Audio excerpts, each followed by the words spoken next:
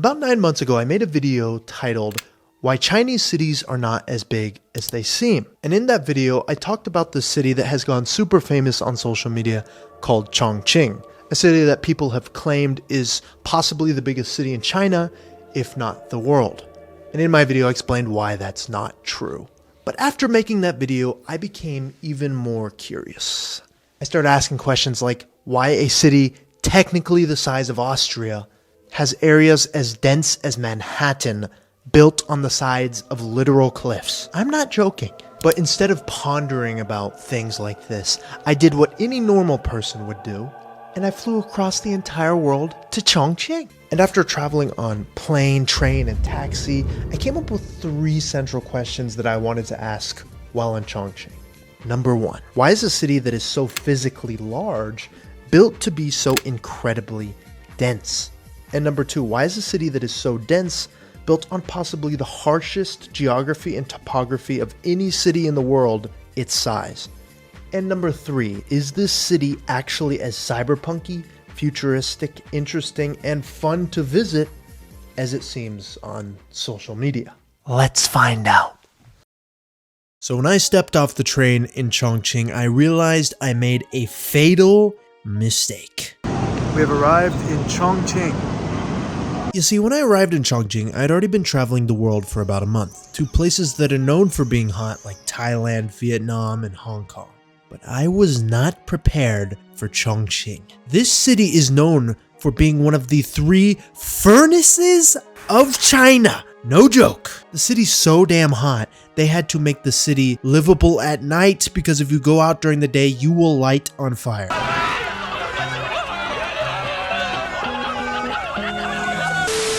Not sure if that's true, but it probably is. And I decided to go here in one of the hottest months in China. Yes, I am using an umbrella.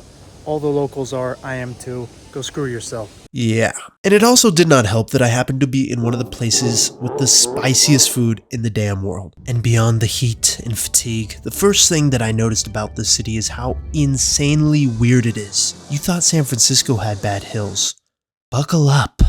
So why the hell does this city even exist? By every metric, this city is a testament to the insanity of human imagination and the lengths at which humans are willing to go to live literally anywhere. But when we look at a map, everything becomes a little bit more digestible. What do you notice here? The mountains, the rivers? Yeah, you might have realized this doesn't exactly look like the best place to build a city. In fact, it looks like a better place to build a jungle treehouse space in Minecraft. And yet here the city is. The Chinese had to deal with the fact that they were building a city between 2 mountains to the east and the west, and the convergence of 2 massive rivers, all while hills dominate the land between. So this brings up my next question. Why here?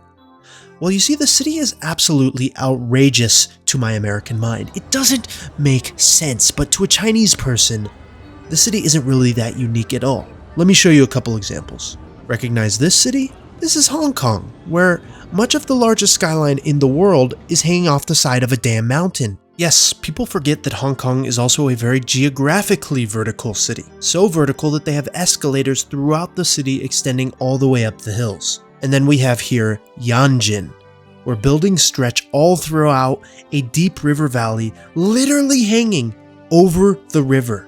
You see my point? But why? We'd never imagine building cities like this in the USA, right? So why did the Chinese do it? It comes down to demographics and geographic reality. You see, if we consider city planning on a spectrum, the USA is on one edge of this spectrum. Here we build cities that extend literally 100 miles in one direction. And during the entire extent, you have single-family homes, McMansion after McMansion, spread in between Walmart, McDonald's, and the occasional Wendy's. European cities and Japanese cities generally are on the middle of this spectrum, with dense cores and more suburban exteriors. But China is different. As soon as I arrived in China, the first thing I noticed was buildings everywhere. For 7 hours, as I took the bullet train from Chongqing to Beijing, I saw endless buildings. Middle of a field? Building. Mountain? Building. Literally floating in the sky? Building. Beside the smaller huts that you see in the tiny villages, Literally everything in China seems to be a building. There may be some single-family houses here and there, but I cannot recall seeing a single large house in any city that I visited across China.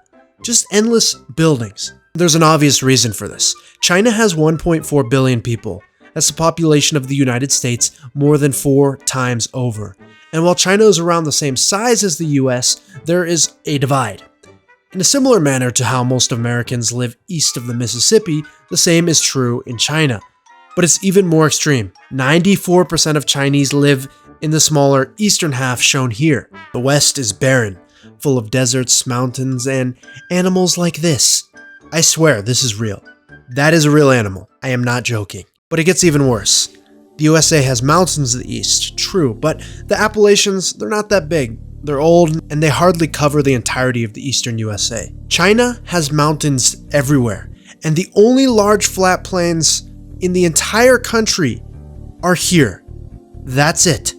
So we can imagine a world where China tries to build like the USA. The result? Well, the result is that it's literally not possible. So China has only one option, and that's to build up. And this is why Chongqing is so dense.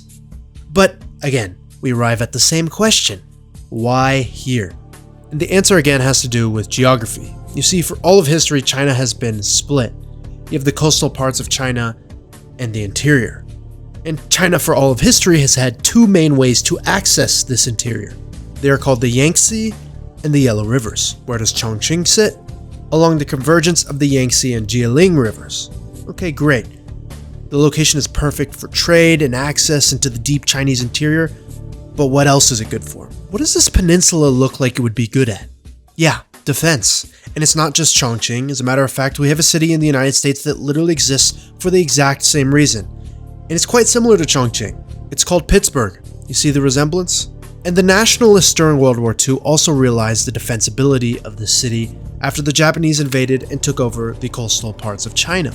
The nationalist government retreated into the interior, and Chongqing became the capital of China. Yes, mountains, they're not great for buildings, but they're great for keeping the Japanese out. And then you have more modern history, where the city was made its own municipality, putting it under the direct control of Beijing so that it could continue to develop, and encouraging investment into the poor Chinese interior.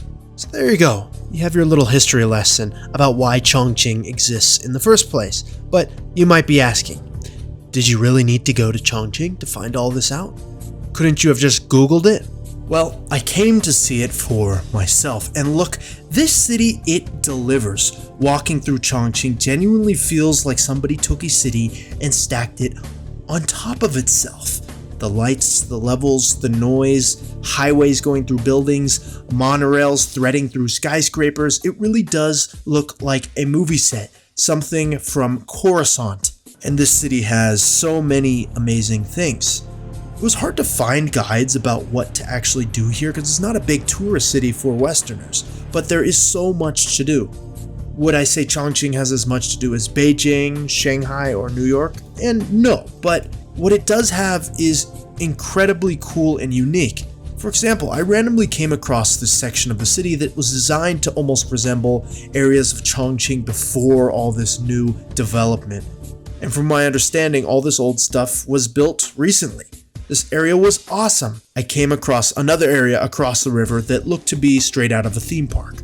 Traditional Chinese buildings built on the side of a hill, with restaurants, tea houses, and everything. I also found this amazing food market near the center of the city, which had by far the craziest food options I had ever seen.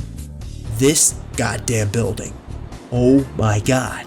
And there's a lot more to love about Chongqing. The transportation, the cleanliness, the taste of the food. But I want to be honest with you, not everything was like it seems on TikTok. While much of the city is amazing, it's also extremely overwhelming. Not always in the best way either. That might have been because it was 108 degrees with 100% humidity. Probably why. But for example, there's a neon mall you've probably seen all over social media. It looks incredible on camera, but here's the same place without all the filters and everything. In person, during the day, During nighttime, they all go up and it looks like something out of Cyberpunk. Right now, it just looks like a normal mall. It's not that impressive. It's still cool, but a few stores and a lot of empty space, it's not a bad thing. It's just when you have such high expectations, it's hard not to be disappointed. Beyond that, I found whole sections of the city that just felt lifeless. Big buildings, office towers, wide streets, not much going on. It reminded me a lot of downtown LA minus, the other stuff happening in downtown. Even on the train ride in, the outskirts surprised me. Abandoned factories almost reminiscent of the Rust Belt, with farmers literally growing crops in old neighborhoods that had been left behind. And outside the central area, there's a lot less to explore. Freeways, copy-paste buildings, an experience not so different than what you'd find in the United States. But here's the thing, none of that disappointed me, because that's exactly the point. I came here to find out the truth, and the truth is Chongqing was not built to be vlogged. It wasn't designed to look good on your phone, or well, in some cases it was, but it exists because it had to exist. Built the only way it could be built. Up, and into the mountain, and over the river, and on top of itself. And that's what makes this city unlike any other place I've been. It is a real 3D city. Because at the end of the day, Chongqing is cool, precisely because it is unlike anywhere else on Earth. Is it Disneyland? No. Last time I checked, nobody hangs their laundry off the buildings at Disneyland. This is a real city. People live here, work here, complain about the traffic. But would I recommend visiting Chongqing? Absolutely. Just come here with the right expectations. Don't come here because of TikTok. Come because you have a city stacked on top of 2 rivers, climbing up mountainsides, doing what no other city in the world does. Come because there's nowhere else in the world like it. And that's been it.